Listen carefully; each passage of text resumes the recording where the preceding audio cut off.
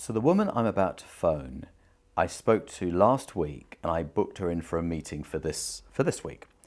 And on Friday, she sent an email to the office saying she didn't feel as though she needed to come and sell herself and sell her business to us in case we weren't interested, which was an interesting way of approaching a business sale. Now, I'm particularly interested in this because I've been speaking to someone who's got two nurseries in the same area, and this lady's got, well, she's got three. She's closed down one, which apparently, according to her email last week, she's now renting out to another nursery where a couple of days earlier she said she was going to give it to us. But anyway, so she's got two, I suppose.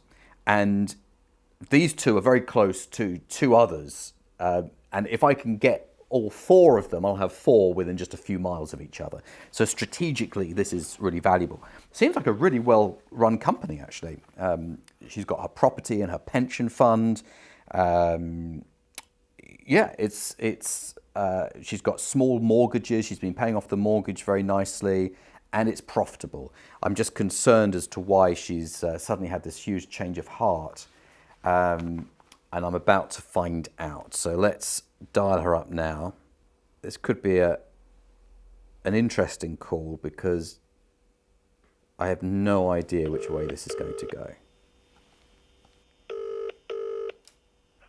Hello. Hi, it's Jonathan from Welcome. Hi, Jonathan. How are you? I'm all right, thank you. I'm all right. How was your weekend? Was it raining? It was very wet. Yeah, same here. Same here. I think everyone had rain this week. Well, we're in the middle of another downpour right now. So. Oh, are you? Oh, right. Okay. I thought I'd give you a call because obviously we got your email at the end of last week, and I just wondered what had happened because I thought we got on very well on the phone. We absolutely did. I did think of it afterwards. I thought, because I can be quite blunt with my emails, and I thought, okay, I probably should have worded it better. It was nothing other than I got home and obviously talking to my husband, I said, look, I really don't know what I'm doing with the nurseries, which way I'm going with them. The Sheldon nursery, I think, is probably just easier because I intend to rent Sheldon out, and the lady who wants it is quite happy to go along the lines and she'll rent it until I'm ready to sell it and then just buy it. So that probably suits me. And I know you're quite interested in the three, whereas there will actually only be the two. Okay. Okay. And I think for me it was just a case of I felt like because it was, I didn't really fancy coming all the way there, going through everything, and then for it to be like, oh no, it's not going to happen, or for me not to be really sure where I'm at. It's just, I just felt like it was a little bit not how I wanted it to be. Sure. Well, no one wants to waste their time, do they? No, and I think, so I think the fact was, there was no issue with yourself. We got on very well. I mean, the nurses, I think over this weekend just gone, I have decided that I am out with them now, in all fairness. It's just which route to go, whether I sell the leaseholds or sell the whole lot, the whole shebang, and get on with it. So I did think, well, I do need to speak to you further to just see what your thoughts were. Like I say, Redwoods are absolutely badgering me to put them up for sale, lock, stock and barrel. And I'm a little bit unsure sort of which route to go. Well, it's interesting you should mention that company because we're completing on 3 in Lancashire this week. Well, tomorrow. Right. Well, the owners are signing everything 3:30 today, and so we're completing everything. So I'm heading up to Manchester tonight, actually. But they have had their nursery on with that company for 6 years. Yeah, and I think that was my thought process with them as well, to be honest. I felt I've come across this before where, slightly overinflated prices, cover the cost of, I'd cover their cost of marketing. When I spoke to them, it was like, and I said, look, I don't really want to tie myself in for that long. I'm not sure which way I'm going with it. I question their prices because I think they were slightly overinflated to what I thought the properties were worth. And it was like, well, we're happy to go on for 6 months, and it's this, that, and the other. I questioned it, because I said, well, if in those, like in the 6 or 12 months, whichever it was, I didn't sell, then and I changed my mind, what would happen? And I'm sure he said to me, I would have to pay 50% of the sale price. Yes, you would. And I'm like, whoa, wait a minute. No, 50% of the commission. What their commission would have been, yeah. So that's still quite a lot of money. So let me give you another example. When I go up to the northwest this evening, tomorrow morning I'm going to see a setting that I've met in they came down to Richmond to see me a few weeks ago, and they I'm going to see them because, well, first of all, I'm going to see their landlord who lives next door, but I'm also going to see them because they have a £12,500 fee to pay to Redwoods, and Redwoods, they told Redwoods that they were talking to someone, me, and Redwoods have sent them an invoice for 50% of it because they're in breach of their agreement. So you think that their heart is in selling, helping Notary owners sell. It's not. Their heart is in sending you an invoice. Yeah, and I think I got that as well. And that's what I was saying. I mean, they were the only people I sort of, because they've been badgering me for years to try and sell all 3 nurses with them. And it's one of those where obviously you sort of at one point say, well, maybe it's such and such, and that's it. I was getting that weekly phone calls, so I didn't even have them come to the nurseries. It was like that. Look at the figures. They've been out before. Let me know where you think it's that, and that's that. But for me, I think the biggest decision was whether I'm just going to carry on with them myself or not. I think over the weekend I've definitely made up my mind that I won't. It's just which way I go from here. Okay.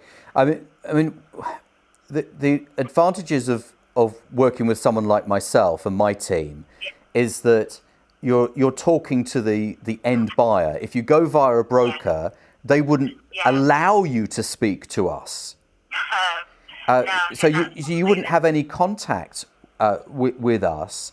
And I think that when you're planning a transition, you want to know who it is that you're selling to. You want to meet the team, and you want to feel comfortable that you're selling to the right people, not just someone who responded to an advert on their website. Yeah. No, I think that's probably a fair comment, really. I just don't want to feel like I'm coming down and sort of pitching my businesses to someone that I've spoken to once, and I feel a little bit like, okay, I'm not sure. It's not the way I wanted it to go. I mean, obviously, if you're interested, then that's fine. It's not that anything went wrong. I felt like I was sort of having to try and sell them at a time when I wasn't quite sure in my mind that I was. Well, let me just explain though. I mean, this isn't Dragon's Den, so That's exactly how I felt. I feel like I'm going. It's not like that at all. But just like when you're selling anything, I do need to ask you some questions about the business, and it's not a test like it is on Dragon's Den. It's just me understanding what it is that you've got. So that we can all make an informed decision. So I do need to. That's really funny, because that's exactly that's the words I use to my husband. I feel like I'm going to it's and to be fair, it would be like that whether you did it with Redwoods or whatever. You know, you've got to say, right, this is what I've got. This is how it works. Yeah. This is how my managers fit in with everything. This is how they report to me. Because, no, I understand So that. it's a conversation over about 3 cups of tea. It's a friendly chat. It's not you put on the spot or feeling awkward or embarrassed or uncomfortable. It's the complete opposite. And I think that after you walk through the door and we've spent the first minute together, I think you'll realise that I'm not like that at all. Right, okay, that's fine then. Okay. Okay. It has made me laugh. That's exactly what I said. No, really, it's no problem. I thank you for being upfront about what's happening with the empty setting. That's absolutely fine.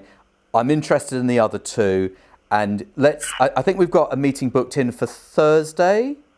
We have. I mean, if I'm totally honest, I haven't signed anything with the other setting yet, but I have sort of said this is where we're at. Nothing's been agreed. my solicitor's just looking at the draft lease, so it isn't set in stone. But I think it will probably be easier for me to offload that one and just think about these two, because these are the two that I would sort of continue to run if I was doing it that way. So I think in my mind, it's not an absolute no. The third one can't be there, but it's it's one of those. I mean, to be fair, there's a huge gap between someone saying I'd like to rent those premises from you and a lease being signed. I mean, your solicitor is going to say, well, we need a rent deposit. Can they come up? Can they come up with 3 months rent deposit? They might not be able to. Are they willing to sign a long lease, which of course is what you want? You don't want a short lease, but and there are so many hurdles that if it doesn't come together, then at least you've got us as a backup. Yeah. Okay. That's fair Yeah. enough. Okay. Yeah. Okay. Well, I'm glad we spoke. It has actually made me smile this morning. That's quite funny. Well, are we still good for? Is it Thursday that we're booked in for? It is Thursday. Lovely. Yeah. What do you need me to bring then? Bring any. I've got your accounts that are filed at Company's House. Do you have? To send you, because I've got the. I can email you across the full account if Brilliant. that helps. You just send me as much financial information from the last couple of years as possible. And it doesn't have to be complete. We can talk through it when we're face to face.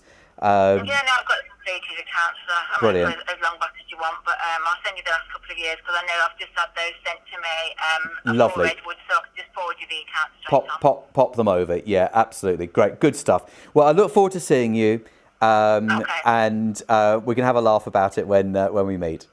Okay, that's All fine. right. Great. All right. Have a good day. Thursday. See you Thursday. Cheerio. Right, Thank you. Bye. Bye-bye. Bye.